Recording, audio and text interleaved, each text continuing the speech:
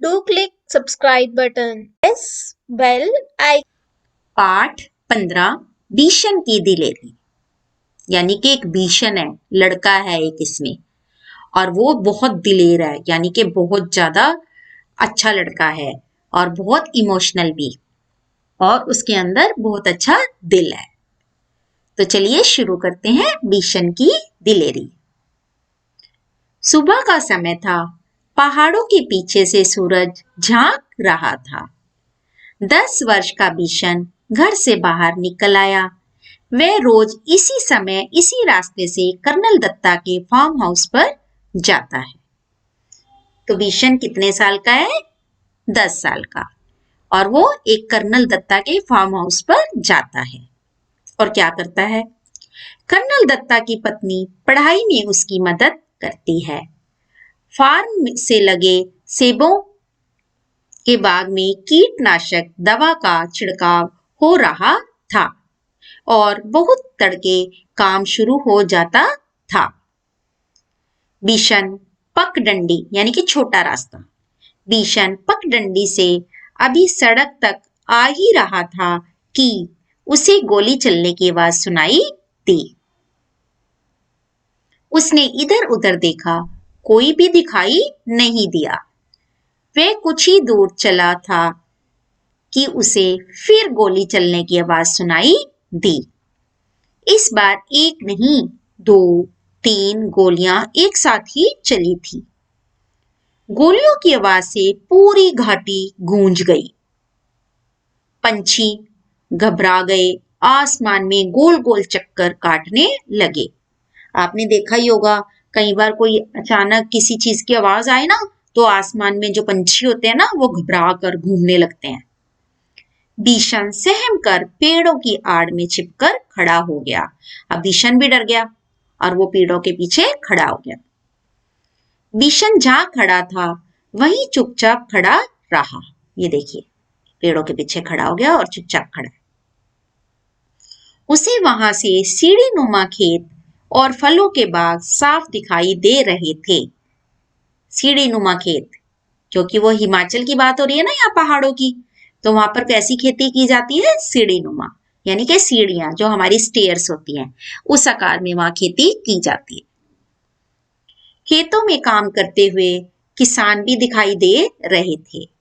फसल तैयार खड़ी थी।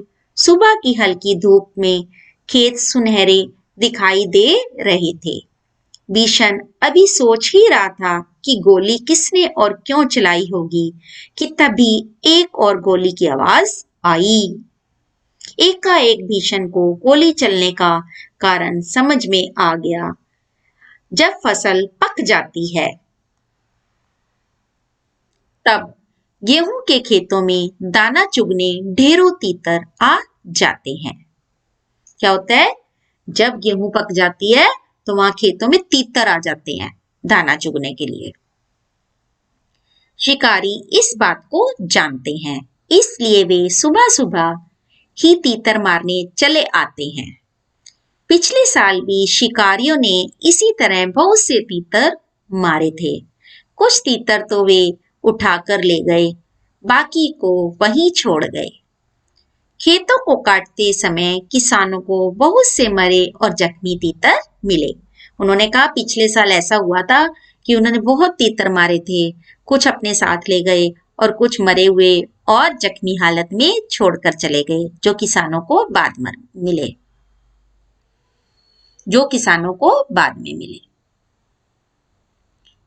जिन्होंने सब्सक्राइब नहीं किया वो सब्सक्राइब और लाइक जरूर कर लें और घंटी का बटन दबाना ना भूलें, ताकि उन्हें और चीजें भी मिलती रहें। भीषण ने सोचा, कितना दुख पहुंचाने वाला काम करते हैं ये शिकारी। वह समझ गया कि शिकारी ही तीतरों पर गोलियां चला रहे हैं, इसलिए वह पेड़ों के बीच से निकलकर खेतों के किनारे किनारे चलने लगा। वह चलते चलते सोच रहा था कि इन शिकारियों को सबक सिखाना जाना चाहिए, लेकिन उन्हें कैसे सबक सिखाया जाए यह उसकी समझ में नहीं आ रहा था। तभी उसके पांव के पास सरसराहट सी हुई। जब वो सोच रहा था ना कि शिकारियों को कैसे सबक सिखाएं कि कैसे हटें ये मारने से, और उसके पांव के पास एक सरसराहट की आवाज आई। उसने देखा एक घायल तीतर गेहूं की बालियों के बीच फंसा छटपटा रहा है। भीषण वहीं घुटनों के बल बैठ गया। उसने घायल तीतर को पकड़ने के लिए हाथ बढ़ाया, लेकिन घबराया हुआ तीतर छिटक कर खेत के और अंदर चला गया। भीषण जानता था कि शिकारी इस तीतर को ढूंढ नहीं पाएंगे और घायल तीतर यहीं तड़प तड़प कर मर जाएगा। उसने स्वेटर उतारा और मौका देखकर तीतर पर डाल दिया। तीतर स्वेटर में फंस गया तो भीषण ने उसे पकड़ लिया। भीषण ने उसे अपने सीने से चिपका लिया और खेत में से निकलकर पहाड़ी की ओर भागने लगा। वह इतना तेज चल रहा था मानो उसके पंख लग गए हों। जिन्होंने सब्सक्राइब नहीं किया वो सब्सक्राइब और लाइक जरूर कर लें और घंटी का बटन दबाना ना भूलें। ये देखिए तीतर। कर्नल दत्ता के घर के रास्ते में एक तरफ गेहूं के खेत थे और दूसरी तरफ कंटीले तारों की बाड़। भीषण वैसे तो कंटीले तारों की बाड़ में से होकर निकल सकता था, परंतु इस समय वह दोनों हाथों से तीतर को पकड़े हुए था। तीतर को संभालना बहुत जरूरी था, इसलिए वह खेतों के साथ साथ छिप छिप कर चलने लगा ताकि शिकारी उसे देख ना ले।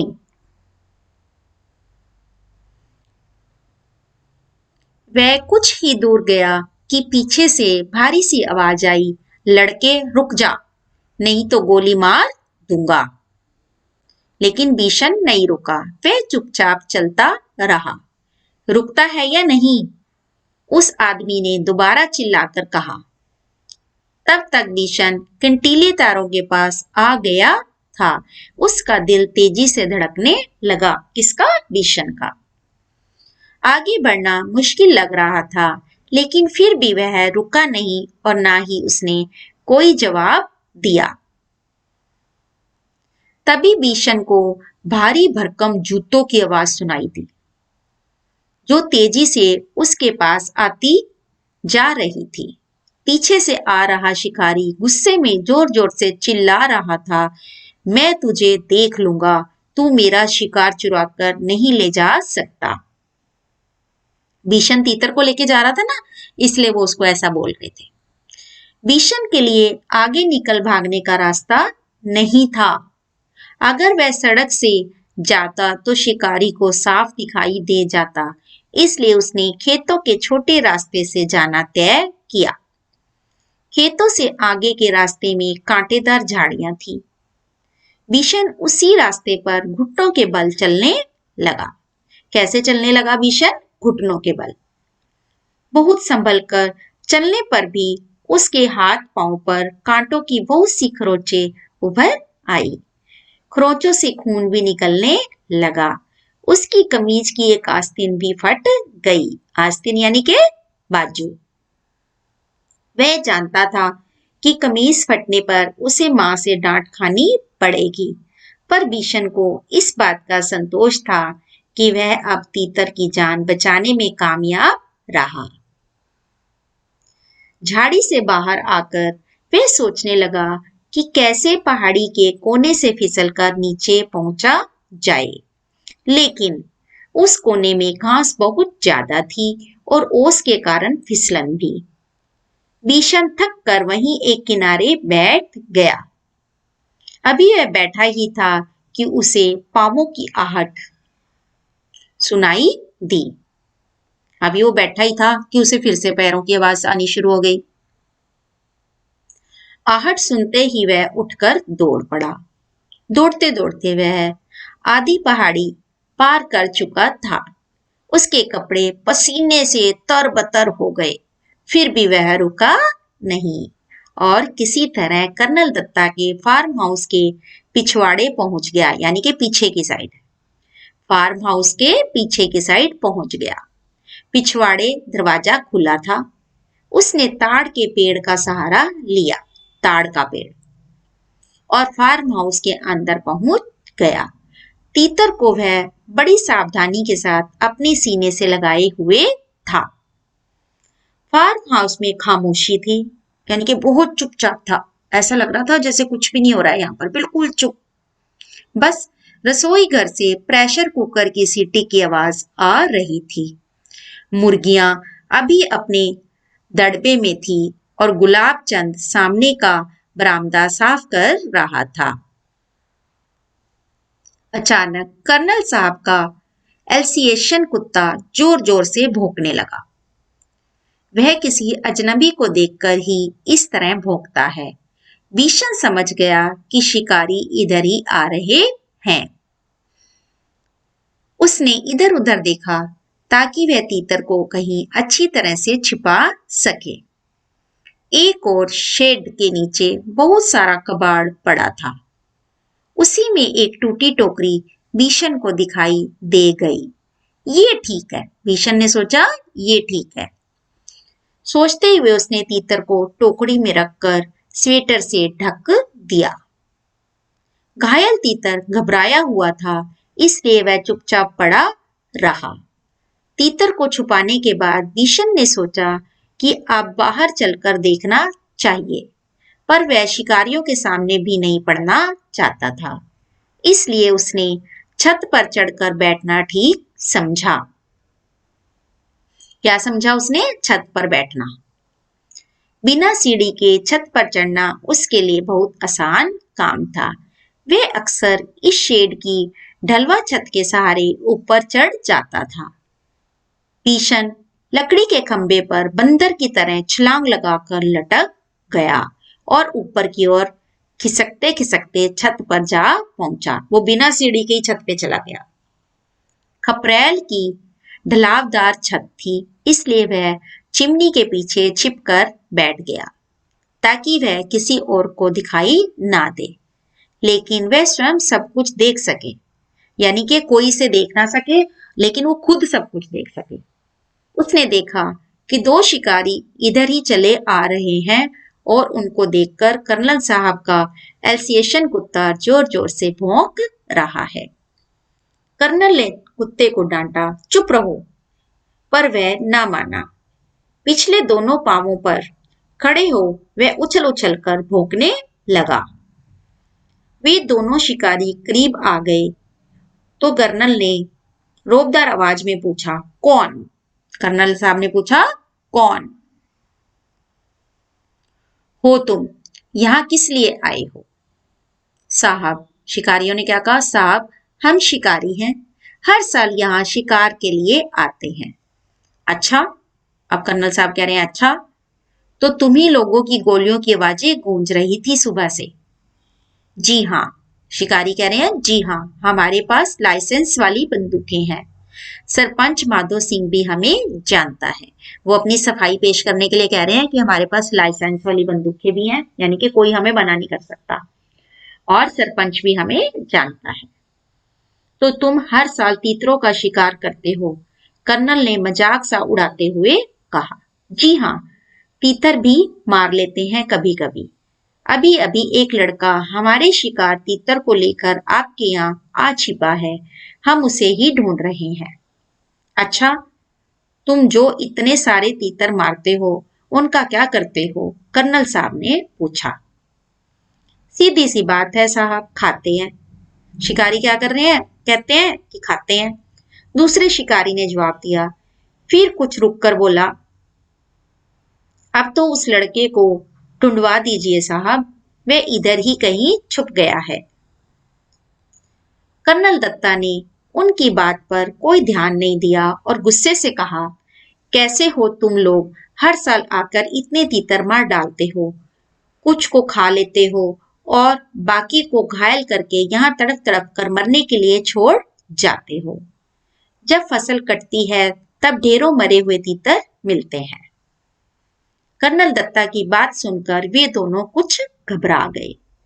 उन्हें उम्मीद नहीं थी कि कर्नल इस तरह उन्हें डांट देंगे। कर्नल दत्ता ने उन्हें इतना ही कहकर नहीं छोड़ा, आगे बोले, पक्षियों को मारने और उससे ज्यादा उन्हें घायल करके छोड़ जाने में तो बहुत कोई बहादुरी नहीं है। अब तुम दोनों यहाँ से जा सकते हो। यहाँ तुम्हारा कोई तीतर वितर नहीं है। अब जाते क्यों नहीं, खड़े क्यों हो? भीषण चिमनी के पीछे से सब देख और सुन रहा था। वे दोनों शिकारी बिना कुछ बोले मुड़े और वापस चल दिए। कर्नल दत्ता ने गुलाब चंद से दवाई छिड़कने वाली मशीन लाने को कहा। तभी भीषण छप्पर से शेड पर होता हुआ नीचे कूद पड़ा। उसने तीतर को उठा लिया और घर में घुसते ही मालकिन को पुकारने लगा, बहू जी, जल्दी आइए, यह बहुत जख्मी है, आकर इसे देखिए। जिन्होंने सब्सक्राइब नहीं किया वो सब्सक्राइब और लाइक जरूर कर लें और घंटी का बटन दबाना ना भूलें। भीषण की आवाज सुनकर कर्नल दत्ता भी अंदर जा पहुंचे और बोले, अच्छा तो तीतर चुराने वाला लड़का तू ही था। क्या करता बाबूजी, इसे बहुत चोट लगी है, अगर मैं ना लाता तो यह मर जाता। अब तू इसका क्या करेगा? इसे पालूंगा बाबूजी, भीषण ने कहा। कर्नल साहब मुस्कुरा दिए। उन्होंने घायल तीतर को देखा। उसका एक पंख टूट गया था, अब शायद ही वह उड़ सके। जाओ दवाइयों का बक्सा लेकर आओ। भीषण दौड़कर बक्सा ले आया। कर्नल दत्ता ने तीतर के पैरों को जख्म साफ किया, फिर दवाई लगा दी, पंख को फैलाकर टेप लगा दिया ताकि वह ज्यादा हिले डुले नहीं। फिर उन्होंने भीषण से कहा, भीषण, अगर तुम इसे गेंदे के पत्तों का रस दिन में 2-3 बार पियाओगे तो यह जल्दी ठीक हो जाएगा। तब तक बहू जी एक कटोरी में दलिया ले आई और तीतर को दलिया खिलाते हुए बोली, इसे रोज दलिया भी खिलाना भीषण, तीतर को दलिया बहुत पसंद होता है।